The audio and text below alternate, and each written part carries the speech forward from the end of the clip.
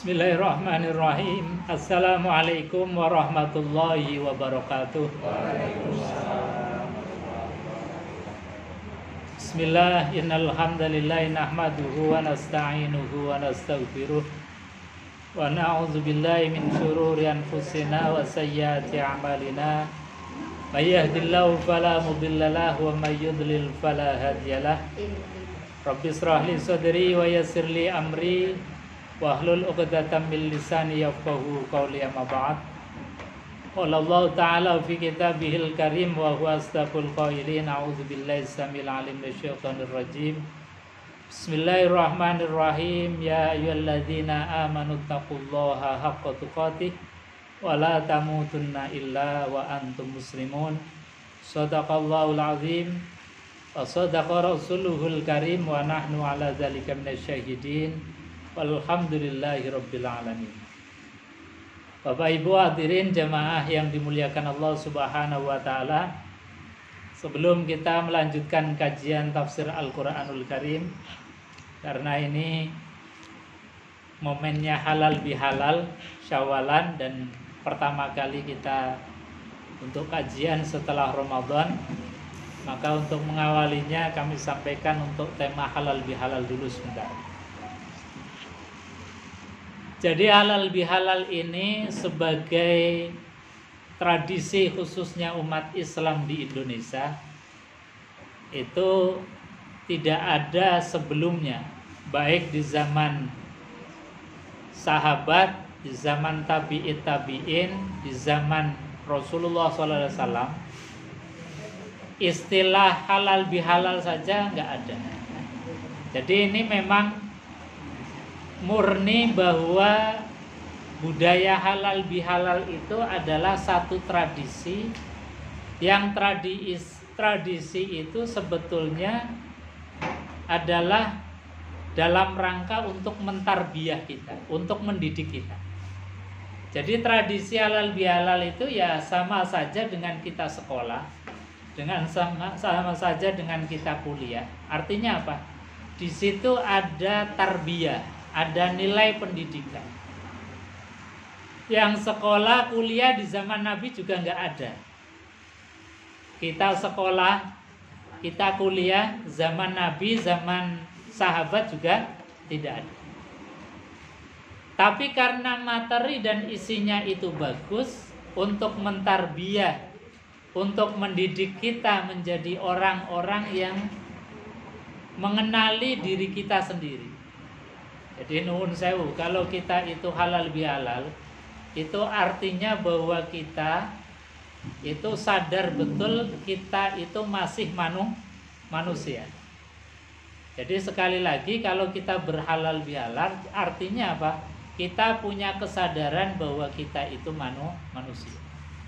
Kita bukan malaikat, kita bukan setan, tapi di antara keduanya, antara malaikat dan setan. Maknanya apa? Bahwa kalau kita berhalal bihalal, pasti kemudian menyadari betul ketika kita itu masih manusia, maka yang namanya manusia itu pasti ada salah dan dosa, ada baik dan buruknya. Nah, ini namanya manusia. Maka kesadaran kita sebagai manusia di dalam halal bihalal itu dibangun kembali, diingatkan kembali. Bahwa sa api-api wong senajan sithik ana eleke. Sa elek-eleke wong senajan sithik ana. Nah, itulah manusia. Nah, kalau kita pengen halal bihalal yang seperti para sahabat itu lakukan, itu halal bihalalnya tiap hari. Itu dulu sahabat ada yang datang kepada Rasulullah SAW. Jadi ketika Nabi SAW sedang bermajlis seperti ini, itu ada yang datang. Ketika seorang itu mau datang kepada Rasulullah, Rasulullah SAW menyampaikan, wahai fulan sahabatku, sebentar lagi ada ahli surga yang akan datang.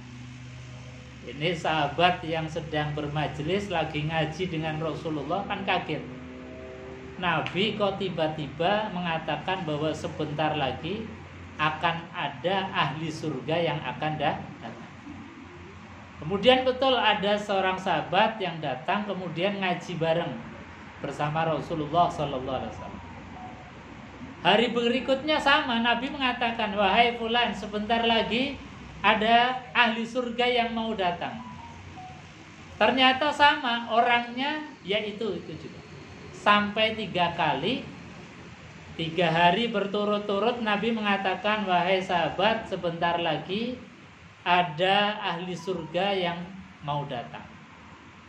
Nah, saking penasarannya, ini ada sahabat yang kemudian setelah selesai bermajelis dengan Rasulullah Sallallahu Alaihi Wasallam, itu kemudian ngikuti dari belakang, ngikuti orang yang tadi dikatakan oleh Rasulullah sebagai ahli surga. Setelah ngikuti sampai rumah, kemudian izin minta untuk tinggal barang beberapa hari. Akhirnya diizinkan sampai 3 hari. Nah, selama 3 hari itu saking penasarannya, ini kok orang yang dikatakan ahli surga tapi amalannya biasa-biasa saja. Tahajud ya biasa, amalan-amalan lain dalam rumah tangga juga biasa. Saking penasarannya kemudian karena sudah 3 hari mau pamit, dia baru cerita, wahai fulan, kemarin 3 hari yang lalu ketika kita semua itu bermajelis dengan Rasulullah SAW, Nabi itu mengatakan bahwa engkau itu ahli surga. Dan dikatakan 3 hari berturut-turut. Makanya saya ini tinggal 3 hari di rumah engkau itu sebetulnya pengen tahu amalan apa yang menjadi rahasia sehingga engkau dikatakan sebagai ahli surga. Tapi selama 3 hari saya belum menemukan amalan yang spesial yang aku lihat darimu. Maka tolong tunjukkan, beritahukan kepada aku supaya aku juga ingin menjadi orang yang dikatakan sebagai ahli surga. Kemudian si fulan tadi mengatakan, wahai sahabat, bahwa memang saya itu ibadah itu biasa-biasa saja. Di rumah tangga juga biasa.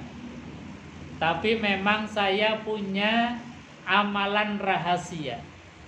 Jadi ibadah sirriyah yang mungkin tidak banyak orang yang melakukannya. Atau bahkan mungkin hanya saya yang melakukannya, sehingga Rasulullah SAW itu tahu kalau saya punya amalan rahasia, sehingga beliau mengatakan saya ini termasuk ahli surga. Lalu saking penasarannya sahabat ini kemudian minta, tolong dijelaskan apa amalan yang rahasia itu. Kemudian diceritakan bahwasanya saya punya amalan rahasia. Sebelum saya tidur memejamkan mata saya, maka saya mengikrarkan diri, mengikhlaskan diri kita. Barangkali ada orang yang tadi pagi menyakiti aku. Barangkali tadi siang ada orang yang menzolimi aku, menyakiti aku, maka aku ikhlaskan. Aku relakan, aku maafkan semua. Orang yang di pagi hari, orang yang di siang hari itu menyakiti aku, maka sudah aku maafkan semua. Dan saya berharap, bermohon, berdoa kepada Allah, andai kata tadi pagi, tadi siang saya menzolimi, menyakiti orang lain, mudah-mudahan orang lain pun membukakan pintu maaf untukku. Nah, ini saya lakukan, kata beliau. Setiap hari menjelang tidur saya belum pernah memejamkan mata kecuali mengikhlaskan semua apapun yang mungkin orang itu telah menzolimi saya, menyakiti saya. Jadi saya tidur itu tidak membawa beban dosa apa-apa. Saya tidak membawa beban dosa tentang orang lain. Saya tidak membawa iri, dengki, bahkan hasud, semua sudah saya maafkan. Ini makanya kemudian Rasulullah SAW mengatakan bahwa si fulan ini ahli surga. Karena apa? setiap kali menjelang tidur dia senantiasa memaafkan siapapun yang menzoliminya, menyakitinya, dan berdoa kepada Allah. Barangkali di pagi hari itu ada orang yang tersakiti oleh dia, mudah-mudahan dia pun membukakan pintu maaf untuknya. Sebetulnya halal bihalal model ini yang dicontohkan oleh Rasulullah Shallallahu Alaihi Wasallam melalui lesan sahabatnya beliau. Nah, mudah-mudahan kita termasuk orang-orang yang disifati sebagai ahli jannah. Amin Allahumma amin. Bapak Ibu hadirin jamaah yang dimuliakan Allah Subhanahu wa taala, saya kira inti pokok halal bihalal yang penting kita tadi mengakui bahwa kita itu manusia, kemudian kita membukakan pintu maaf yang seluas-luasnya. Tidak ada orang yang tidak punya dosa, tidak ada orang yang tidak punya salah. Maka setiap kali kita berdosa, bersalah, maka kita mudah untuk meminta maaf, dan juga kita mudah untuk memaafkan. Maka bahasanya Quran adalah wasari'u ila maghfiratin mir rabbikum wa jannatin 'arduha samawati wal ardu uiddat lil muttaqin alladzina yunfiquna fis sarra wad dharra wal kaziminal ghaidha wal 'afina 'anil nas. Jadi orang yang baik itu orang yang membukakan pintu maaf yang selebar-lebarnya. Jadi mau minta maaf dan sekaligus mau memberikan maaf. Khususnya kita menjelang tidur, jangan sampai kita membawa kesalahan atau membawa dosa sampai ke bawah tidur.